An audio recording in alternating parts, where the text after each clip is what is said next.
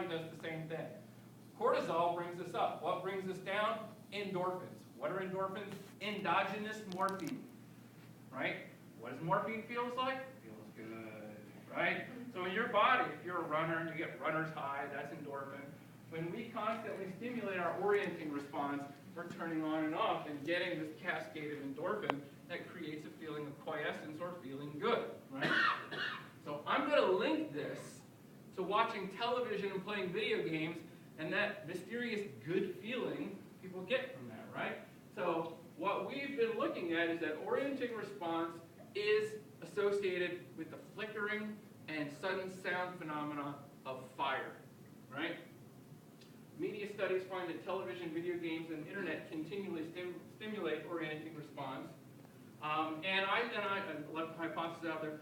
I speculate that fires do the same thing.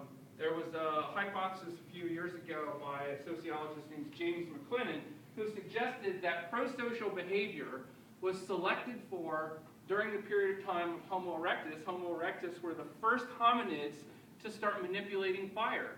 And he suggested that those erectus that were able to sit around at the end of the day and relax by the fire, instead of running around the camp like a bunch of lunatics, would have been favored as leaders and companions, right? Now this is a little speculative. This is where our evolutionary theory sort of goes off the deep end because we can't really test that, but we can look at our contemporary population and go, all right, yeah, sitting around the fire does make me feel good, right?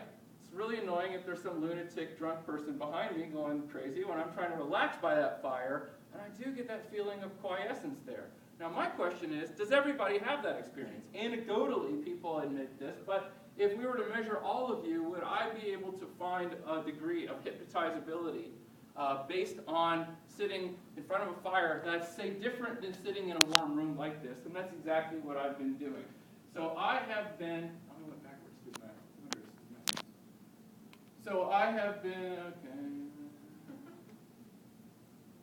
okay. So I think I got a weird slide in there. So I have been doing a study at the university campus of people coming to the lab, and we have a video, DVD fire. We have it without sound. We have a condition where they sit and watch the DVD fire with sound, with headphones on. And then we just have a condition where they sit and stare at a blank computer screen, right? So we're measuring blood pressure, EEG, and skin response, or conductance, which is a measure of stress, to try to see if there are differences in the conditions. Now, the only thing that I have analyzed so far is the blood pressure, right?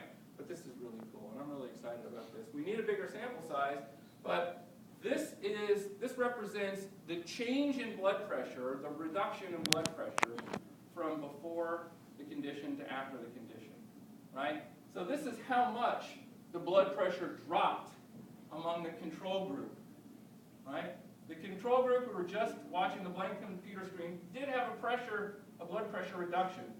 The group who were watching the fire with no sound, though, had an even larger drop in blood pressure, and the group who were watching the fire with sound had the largest of all. And this is systolic, and this is diastolic. In fact, these guys got so annoyed they actually had some blood pressure go up, right?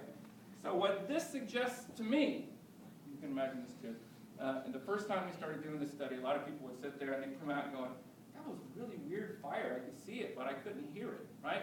I missed the crackle of the fire. I missed the smell of the fire. I missed the warmth of the fire, right?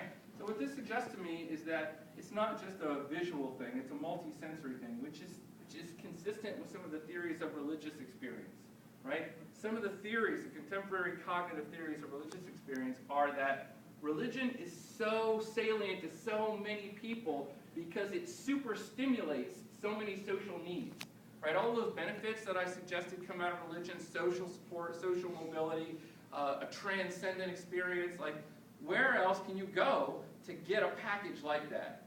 It's got a sex appeal, right? So fire, similarly, has a lot of things about it that are important in influencing some type of stress reduction, right?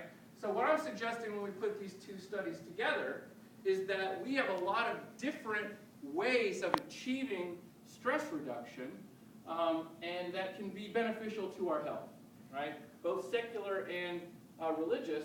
It may explain why some folks gravitate towards some of the more, let's say, prepackaged forms. Right? It's a lot of work to meditate, or it takes a lot of discipline to engage in some of these practices, although what some of the new studies are suggesting is that, well, television and playing video games gets at some of these things too. This is a study done a few years ago. This actually was a great study because it came out right when I started my research. And what this guy found, this is by Andy Newberg out of Penn State, he did a neuroscientific study of folks speaking in tongues and compared that to them just singing gospel music.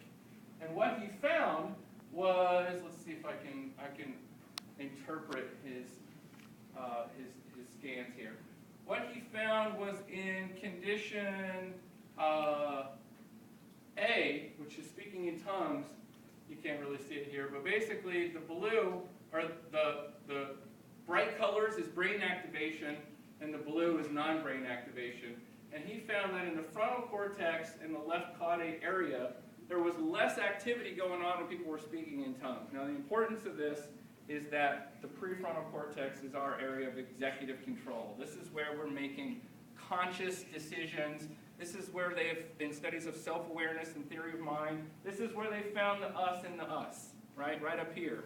And the Pentecostals are like, this is consistent with what we're saying. You are leaving your head and God is moving right in there and taking over. So when I started doing this research, this study had just come out. It was in the New York Times, it was on CNN, and the pastor said to me, like, come right in. That's cool. You guys are doing some good stuff that totally supports our belief system. Right? Because I was concerned, obviously, walking in there, I felt like I would have devil horns on my head walking in as the evolutionist among them. But nobody ever even bothered to ask, so it was awesome. Right? So this is consistent with that, and what this suggests is why, right? Why stress reduction might occur. If we're not thinking about ourselves, then we're going to have potentially less stress. Now my colleague, this is blurry, I'm sorry, my colleague Jeff Snodgrass at Colorado State has done a study. I don't know if anybody's heard of World of Warcraft. It's a, I need some gamers here to give me the terminology. It's a highly immersive video game where you basically you can recreate yourself in a virtual world. And once you've achieved a certain level of proficiency, the world opens up. So people basically create new identities in here. They form guilds, so they're playing with other people in other places. In other